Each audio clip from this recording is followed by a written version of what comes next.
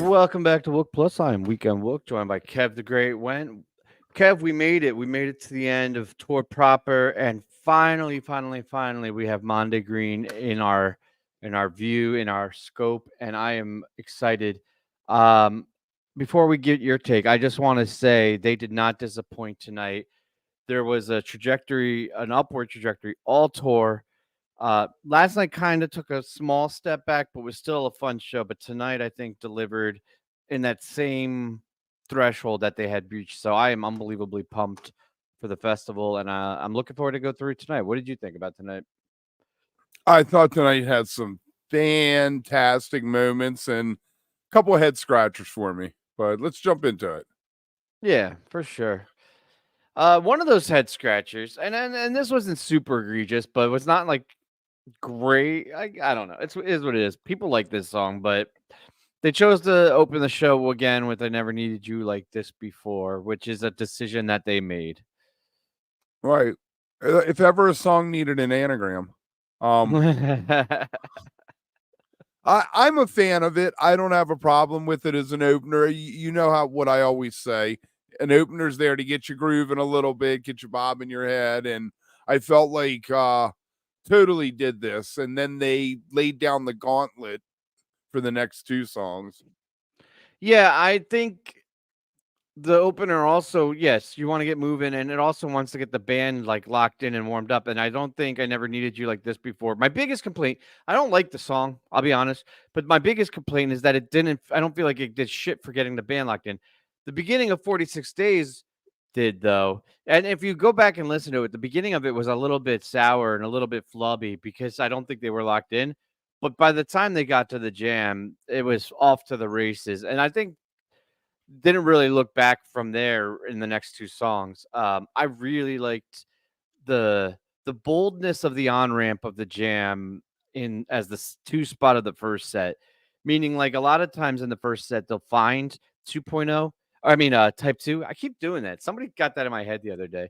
They'll find type 2. Excuse me. Um, but right out of the course, like right out of the composed section of 46 Days, Trey was like, "Fuck it, we're going for it," and sought the Type 2 right away, which I think is kind of like a micro version of what has been happening this whole tour. But I Right. thought it was I a was going to great say, micro jam. much like Twist last night. Hmm. Wasted no time. Let's get into this. Let's explore it and let's wrap it up. And I have no problem with the 46 days being 9 minutes. I think that's a solid. Yeah, I was thinking earlier, I was like, all the 30, 40-minute jams, 20 plus minute we get now.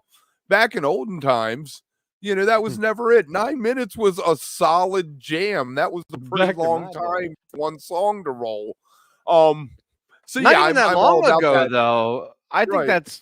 I think that applies in early 3.0. A 9-10 minute jam could be the highlight of the Yeah. show. You know. Right. Now this bathtub I will put up. Man, I am way high on it. I might even top the Nashville 21 is the best in 4.0 for me, and I just felt like they found 60% of it was original, not stuff that you normally find in a bathtub gin. Chuck's begging for you to stop. Uh, I don't know about all that, but I do agree that this was a badass gin. I think it benefited from the 46 days locking them in, and this one was pretty stellar from the top. Uh, I liked it because they did something different with it, which I guess gin is always one of those jams that's different. I don't remember. My memory's a little foggy right now, but this one felt very unique and the deconstruction, it was almost like a melt deconstruction in it, but like a little bit Mhm. more structured than melt, but like still pretty weird. It got kind of out there, which I thought was cool. Exactly.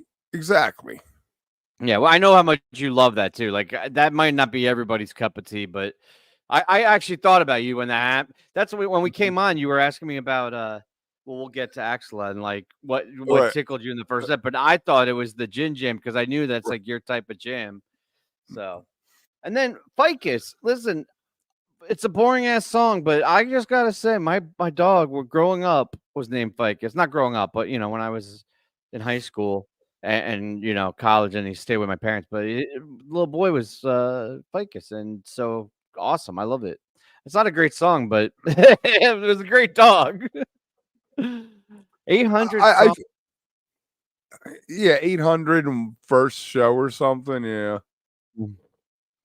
I guess it's one of those things that's a stat thing. They throw everybody a bone. You made it to the end of tour. Here you go. We only did 5 of them, 30 some years ago, 20 some years ago. Yeah, like all in '98, I think. Right. But the execution, I think, was obviously they practiced it. They sat back there before the show. They figured it out. They nailed it. And then they play Theme from the Bottom. What's that? The third one this tour, and they blow the opening. Yeah. Theme was a little funky. This is a weird portion of the first set after Fikus. I think everyone was super pumped about the Fikus bust out, and then it got kind of weird in here. Timber was cool though. All right, I know we talked about this in the set break. I love the song so much that even if I just get a tiny sample of it, it still scratches that itch for me a little bit. But you kind of shot me down with how tiny it was. Yeah, And man. that's fair. Either do it or don't. Yeah, no, come on.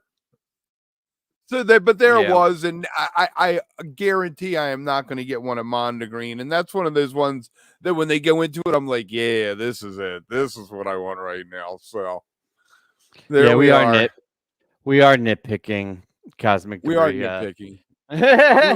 We've been here for 23 nights, 20 nights, whatever. Kevin and I have been doing this every show, and it's a lot of fish if you get really hyper focused. And thank you for keeping us honest.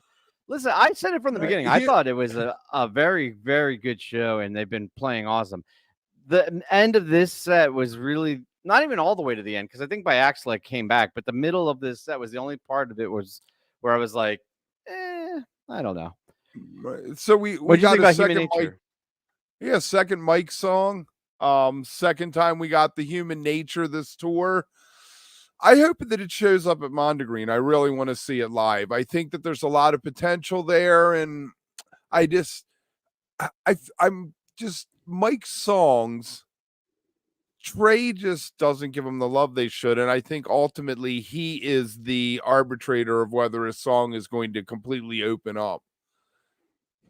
Yeah, I love the speculation of the Trey Mike relationship and whether and why they jam or don't jam Mike songs and everything. I think this, as far as Mike's, and I'm like, I'm not a huge Mike's songs guys, but I think this is definitely on the upper half for me, and one that I'm excited to see. And hopefully it actually gets more jamming. I think tonight was okay, but like all of these songs, Mule, and well, not all of them, but a lot of these Mike bait led tunes have so much potential and just never get quite there. And if you listen to the Mike Gordon band shows, they're they get all a there lot longer, right? And they take it out there. So with phenomenal I grooves. love So yeah, I love Limb by Limb. One of the lyrics in it strikes me funny, but I really am a fan of it. I like the intricacy of it. Fishman got his little solo at the end, and you heard everybody cheer, and you saw the little corner of his lips turn up. He was like, "Yeah, spotlight's on me." Yeah, it was awesome. I was digging it. I'm not gonna try to pronounce that name. I think it's Gadibidin Clark. Yeah, everything's on the table for Monday. There is zero chance you could convince me that Tweezer, Hood, Ghost, Jin are all off the table. Like, I'm not saying they're gonna do all of those, but there's no way in hell they're not gonna do at least one of those. Right? Like, there's too many classic, So I think everything's on the table. Where were we? Oh, dude, Axilla part 1. How great was that? I'm with you, man. I am 100% with you. I was a part 2 stan and defender, and very thrilled when 2 came back. but it's been a long time, it feels like. And it was nice to mix it up again.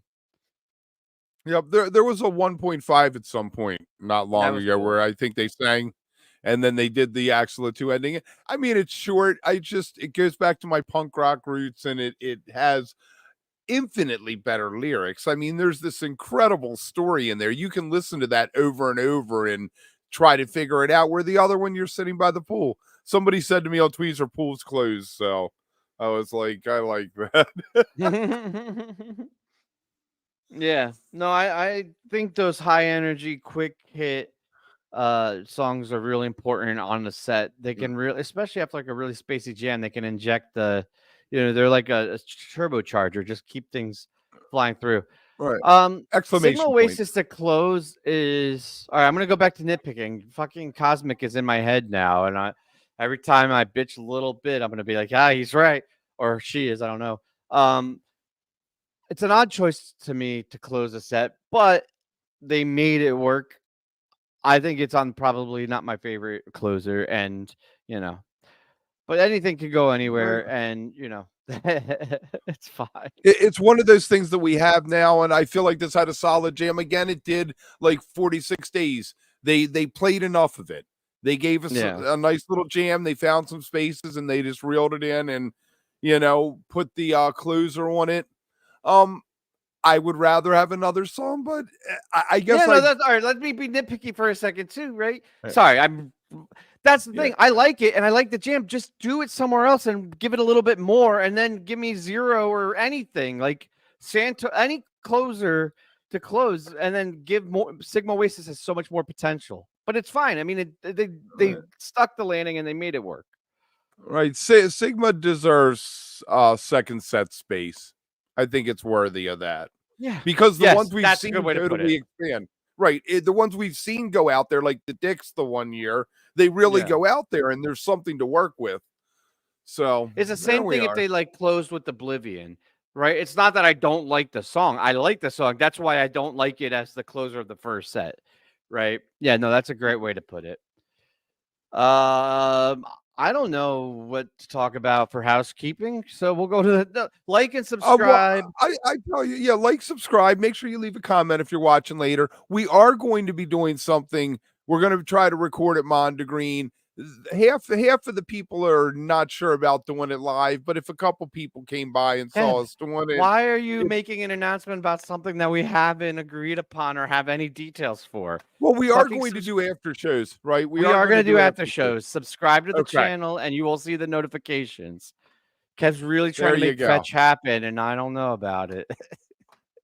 He's All right, scared, get us but started here, man. we know. I love Buried Alive. That's what okay. I'm just gonna take the two together because Buried Alive, its classic opener and attached to AC/DC bag is reminiscent of 9091, and they took the AC/DC bag out. They were like, all right, we gave you the one at New Year's. We've played it since then. It was a short one. We are going to give you a real AC/DC bag, and beautiful, just so many spaces with that. I was loving it. Yeah, I agree. This bag jam was phenomenal. Definitely the highlight of the night. I really liked it. It was a I don't want to say standard because everything about it was awesome, but there's been so many of those awesome jams that like it's hard for things to like rise to the top and stick out. Um, when Mike started teasing Fikus again and getting playful, and there was, I think this was with the crazy sustain. There was a lot of shit happening in this jam towards the end that really elevated it to one of I don't know where it ranks, but it's going to be on my like short list for the tour, Mhm. for sure. Yeah, And and then the not much Fuego almond. was funky. I was gonna say not much almonds tonight, which I found interesting. Yeah, there was one gym, I don't remember which one, that I heard it a little bit, but not as explicit as it had It been. might have been Life Saving Gun had a little bit of it, but anyway, yeah, Yeah. the Fuego. This Buried Alive through Fuego is my 40 minutes of that's my side of a tape for this show, and the Fuego. we've had many. Fuego is an overachiever in 4.0. We've talked about this, but this one was especially fun because Trey started playing Fuego at the end, and they played it for a good 2 minutes. He was just playing with the melody of the song, and they were just, I was like, he's Yeah. having fun. He's totally. I feel like every jam they found something new. Like they're on a learning curve now. It's one of those tours where they're learning. Their neurons are in a feeding frenzy, and hopefully the payoff is going to be this coming week. Hey, they're calling for you to DJ. That we could do live. I just don't know if I want to do this shit with like a in real life audience, but Kev can totally DJ. It's gonna be radiators, but spoiler alert. Yeah, I agree with you, man. I think I don't know what happened. I feel like PHiSH missed like the opening cue or like the linear drum beat he does in the beginning for one bar. And then he just, I don't know if he was like pissed or was like showing off or having fun with it, but then he was just like possessed with his fills and had so much energy in it. And I think it gave it like a little more oomph and, a little more something to the jam that carried through. I thought, and actually the Golden Age jam too. This whole section, the Bag Fuego Golden Age was just fantastic. Yeah, Golden, when they went into it, I was a little disappointed. Not gonna lie. Why is that? Just because you wanted more Fuego? I felt like they were on this theme. They did Buried Alive in AC/DC and Fuego. I wanted something dark and gritty, and I got Golden Age, and everything's happy and wonderful. And But it was the so jam, clean and locked in, though. The groove of it right, and yeah. the feel, they really nailed it, I thought. I'm just thinking thematically in my head. I like to tell stories with the songs in my head. And Right, this you were all did dark fit. and they were all light. Right. But I thought when they went into simple, that was a brilliant move. And what happened? I don't know. That was weird. I mean, the only good thing is Life Saving Gun was really, Was really good. good. Right, but was that our simple? That's the simple you're gonna give me? So that's like that's the one that I think we're gonna get a huge jam out of at Mondegreen, right? Like it's almost like I feel like they're gonna have to redeem this one, but I mean it happens, right? They didn't find it. He made a choice. I wonder if they ended up there and didn't plan on it, and they were just like, all right, let's get back on track what we were doing, which was the Life Saving Gun 11 minutes. I'm still waiting for the one that totally tears down all the walls, but great lyric to it. So fun. They're having fun. Percussion Rinse has become a joke, I guess, with them, and had a nice little jam in it. I give it a A+. Yeah, I love this jam. Carrie, I agree. They've been very, very locked in. And I mean, I guess you could say they've always been like that, or to some extent. But I think especially with Mike and Trey specifically have been like outer worldly in step with each other to the point where like Mike will play one note off of the scale, like out of key, and then Trey will instantly like modulate. You know what I mean? You can hear like within a beat or two picking up signals where say like last year there would be a bar or two, right? You would hear Trey do something and then like 2 or 3 bars later Mike would pick it up. I feel like this tour and recently the last like week, probably Deer Creek on, they've been like almost like they're the same mind. It's insane. Yeah, it's ridiculous. And I was thinking during the show earlier about how well Fishman and Mike have been working together as the foundation of everything, and I feel like they've been really clicking this tour. Maybe Mike had a come to God. I think it's Mike is opening up. I feel like because I think you're right because I think Trey and Fish are always like that, but Mike and Fish, Mike and Trey, yeah, I think that's it. Fantastic, good stuff. Hood with extra bliss. Now with extra bliss. This was a ripping hood. Holy shit. I want to clock that because it felt like it had some fire to it. I don't know where it actually came in, but it was ripping. Yeah, it might be, Dave. Loved it. Loved it. Yeah, I can't see them not doing a hood at Mondegreen, so Yeah.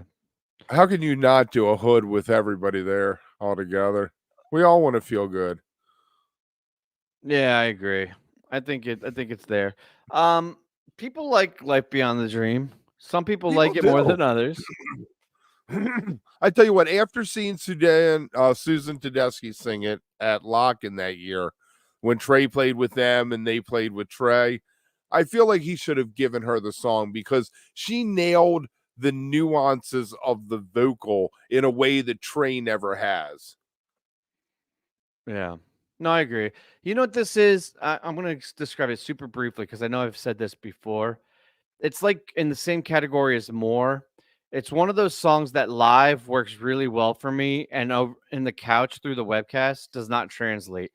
So I could sit here tonight, and if I had to be authentic and honest, which I always am, I'm not gonna say like, "Oh, it fucking hit so well, and I loved it. It was a great choice." But I guarantee you, if I were at Bethel tonight, I would have been over the moon. You know what I mean? Like these songs, there's an emotional string to them that hit in person through the actual vibrations of the music that I don't get, does not translate for me through the screen and through my headphones. So I'm sure if you were there, you probably loved it, but I don't know that it worked perfectly for me, but that's fine. Who cares? And personally, I don't look to PHiSH for emotional songs like that. If I want an emotional song, I'm going to throw on Dylan's Blood on the Tracks or something. I'm not there. I'm not listening to PHiSH for that. I'm listening to PHiSH for S.A.N.T.O.S because it's a completely goofy lyric and it's got a crunchy beat. No, I hear you, but I don't look for emotion in PHiSH either, but it finds me when I'm there. And I think that's the difference. I don't put it on thinking, oh, I need an emotional cleanse or whatever. You know what I mean? Like, oh, like there's songs that are like, they'll just, but, An emotional when you're colonoscopy. when you're there and like the breeze hits and like you get the goosebumps and the hairs start coming up and you feel the vibration in your gut and like you hear everyone around you, like their arms up and the lights, it has that profound effect on you at the end of the show. You're kind of tired. You might be on something, you might not. There's an emotional reaction that you can't help there that these types of songs are designed for. That does none of that happens listening to it at home, Right. So and then S.A.N.T.O.S is it's what it is now. It's a closer and it's fine. I think it worked. People might shoot me for saying this, but I'm going to go with this was a show on a Sunday, even with the extreme highlights of Bathtub Gin and the AC/DC bag Fuego. Yeah, you're out of your mind. I thought this was 100% a Sunday show. I think, and not only that, I think from like 22 or 19 or 16, this would have been one of the shows of tour. Of course. Right. This has been just an embarrassment of riches, this tour. It's definitely not the show of this tour, but I think this was a phenomenal. This second set was awesome, and this show is awesome, and I'm really pumped for Monda Green. Can't wait. We're going to drop a pin. Come find us. Make sure that you annoy T and Tim because I want to meet you, and they're going to be I want to meet them. Oh, what the fuck? You're going to say that? I want to meet everybody, too. Dick. We love you guys. Travel safe. We'll see you Wednesday.